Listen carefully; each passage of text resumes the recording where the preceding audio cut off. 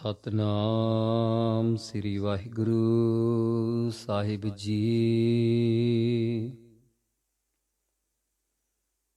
ਜਿਹਾ ਜੋ ਬੀਜੈ ਤੇਹਾ ਫਲ ਪਾਏ।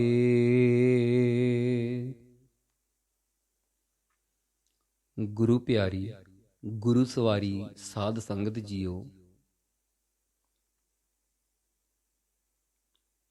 ਗੁਰਬਾਣੀ ਦਾ ਫਰਮਾਨ ਹੈ, ਜਿਹਾ ਜੋ ਬੀਜੈ ਤੇਹਾ ਫਲ ਪਾਏ।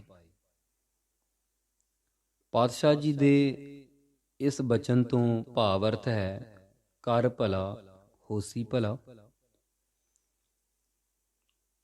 ਇਸ ਪੰਕਤੀ ਦੇ ਪਰਥਾਏ ਅਸੀਂ ਇੱਕ ਸਾਖੀ, ਜੋ ਬਹੁਤ ਹੀ ਸੂਖਮ ਸਾਖੀ ਕਹਿ ਸਕਦੇ ਹਾਂ, ਆਪ ਜੀ ਨਾਲ ਸਾਂਝੀ ਕਰਨੀ ਜਾ ਰਹੇ ਹਾਂ।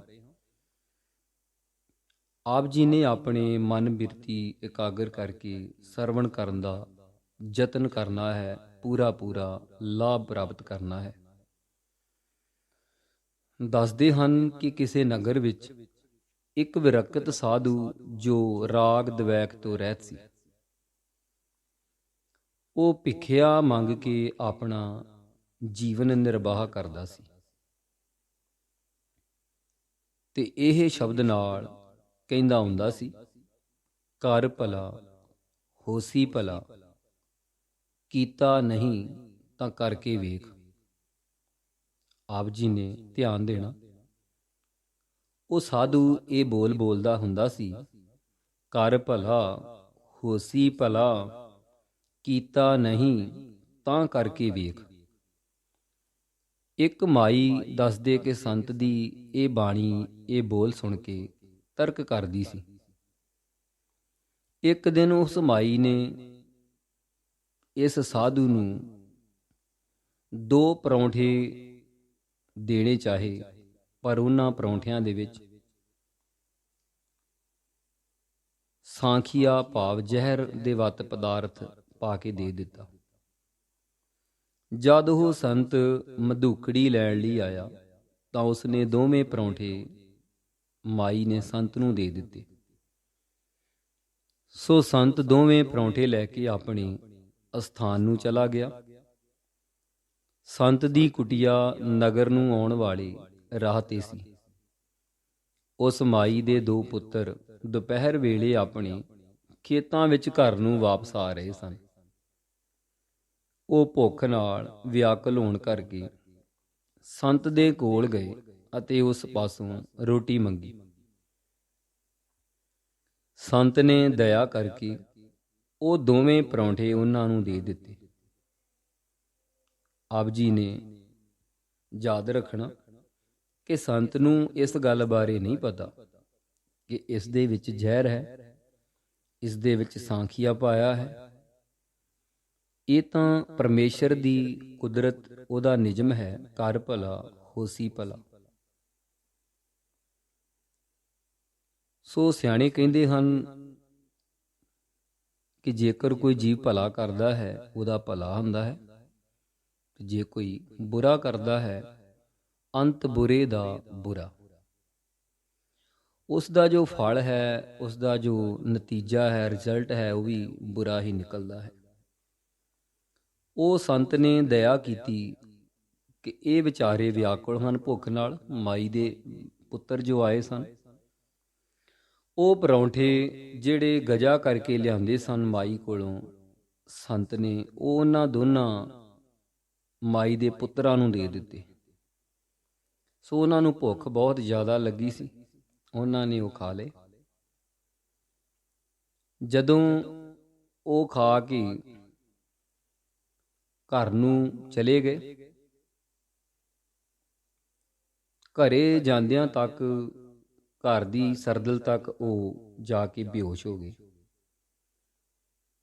ਤੇ ਇਤਨਾ ਕੋ ਬੋਲ ਕੇ ਮਾਤਾ ਜੀ ਨੂੰ ਕਿਹਾ ਕਿ ਅਸੀਂ ਉਸ ਸੰਤ ਪਾਸੋਂ ਅੱਜ 2 ਪਰੌਂਠੇ ਖਾਧੇ ਹਨ। ਦੋਵਾਂ ਭਰਾਵਾਂ ਨੇ ਇੱਕ ਪਰੌਂਠਾ ਖਾਧਾ ਹੈ, ਜਿਸ ਨਾਲ ਸਾਡਾ ਇਹ ਹਾਲ ਹੋਇਆ ਹੈ। ਇਹ ਕਹਿ ਕੇ 2ਵੇਂ ਭਰਾ ਮਰ ਗਏ ਤੇ ਮਾਈ ਰੋਣ ਪਿੱਟਣ ਲੱਗ ਪਈ। ਫਿਰ ਆਪਣੇ ਕਰਮਾਂ ਨੂੰ ਰੋਂਦੀ ਹੈ ਕਿ ਮੇਰੇ ਪਾਸੋਂ ਹੀ ਬਹੁਤ ਵੱਡਾ ਬੁਰਾ ਕਰਮ ਹੋਇਆ ਹੈ। ਇਸ ਲਈ ਸਤਿਗੁਰੂ ਪਾਤਸ਼ਾਹ ਜੀ ਵੀ ਫਰਮਾਉਂਦੇ ਹਨ ਕਿ ਜੈਸਾ ਕੋਈ ਕਰਮ ਆਪਣੇ ਅੰਤःਕਰਣ ਵਿੱਚ ਬੀਜਦਾ ਹੈ, ਉਹ ਜਿਹਾ ਹੀ ਉਹ ਫਲ ਖਾਂਦਾ ਹੈ। ਬਾਬਾ ਫਰੀਦ ਜੀ ਦਾ ਸ਼ਲੋਕ ਹੈ। ਬਾਬਾ ਫਰੀਦ ਜੀ ਫਰਮਾਉਂਦੇ ਹਨ, ਫਰੀਦਾ ਲੋੜੈ ਦਾਖ ਬਿਜੌਰੀਆਂ, ਕਿੱਕਰ ਬੀਜੈ ਜਟ। ਬਾਬਾ ਫਰੀਦ ਜੀ ਫਰਮਾ ਰਹੇ ਹਨ ਕਿ ਇਹ ਇਨਸਾਨ ਦਾ ਸੁਭਾਅ ਹੈ। ਬੀਜ ਦਾ ਕਿੱਕਰਾਂ ਪਿਆ ਹੈ ਤੇ ਚਾਹੁੰਦਾ ਹੈ ਕਿ ਇਸ ਨੂੰ ਬਿਜੌਰ ਦੇਸ਼ ਦੀਆਂ ਦਾਖਾਂ ਲੱਗਣ, ਚਾਹੁੰਦਾ ਹੈ ਇਸ ਨੂੰ ਚੰਗੇ ਚੰਗੇ ਫਲ ਲੱਗਣ। ਕਹਿਣ ਤੋਂ ਭਾਵ ਹਰ ਇੱਕ ਇਨਸਾਨ ਆਪਣੇ ਕਰਮਾਂ ਨੂੰ ਸਹੀ ਨਹੀਂ ਕਰਦਾ, ਪਰ ਸੁੱਖ ਉਹ ਰਾਜਿਆਂ ਮਹਾਰਾਜਿਆਂ ਵਾਲੇ ਲੋੜਦਾ ਹੈ।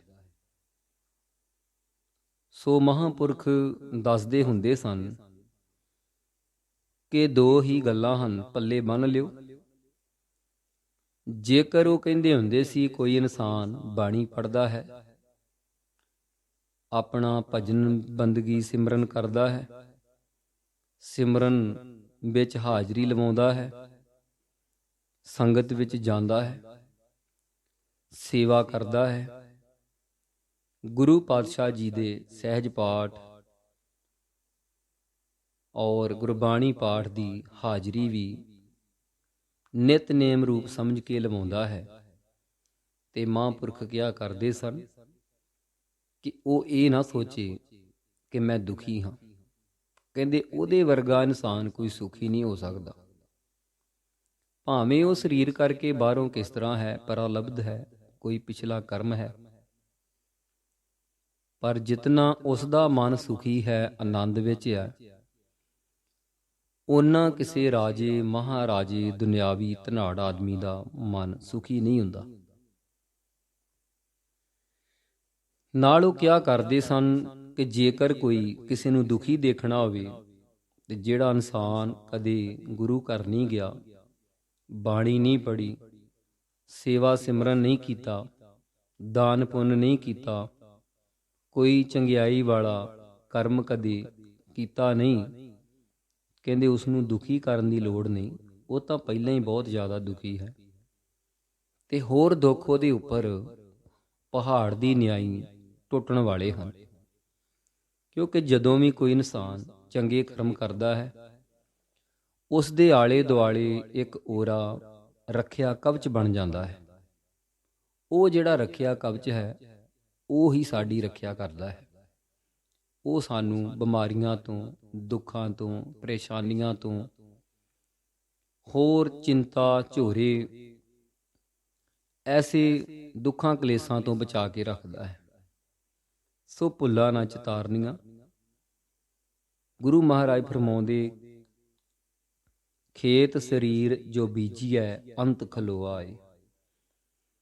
ਇਸ ਧਰਤੀ ਤੇ ਜੋ ਵੀ ਕੋਈ ਇਨਸਾਨ ਕਰਮ ਕਰਦਾ, ਉਹ ਆਪਦੇ ਵਾਸਤੇ ਹੀ ਕਰਦਾ ਹੈ। ਚਾਹੇ ਉਹ ਬੁਰਾ ਕਰਦਾ ਹੈ, ਉਹ ਵੀ ਆਪਦੇ ਵਾਸਤੇ ਕਰ ਰਿਹਾ ਹੈ। ਚਾਹੇ ਕੋਈ ਚੰਗਾ ਕਰਦਾ ਹੈ, ਉਹ ਵੀ ਕਰਮ ਉਹ ਆਪਣੇ ਵਾਸਤੇ ਹੀ ਕਰ ਰਿਹਾ ਹੈ। ਭੁੱਲਾਂ ਚੁੱਕਾਂ ਦੀ ਮੁਆਫੀ। ਵਾਹਿਗੁਰੂ ਜੀ ਕਾ ਖਾਲਸਾ, ਵਾਹਿਗੁਰੂ ਜੀ ਕੀ ਫਤਿਹ।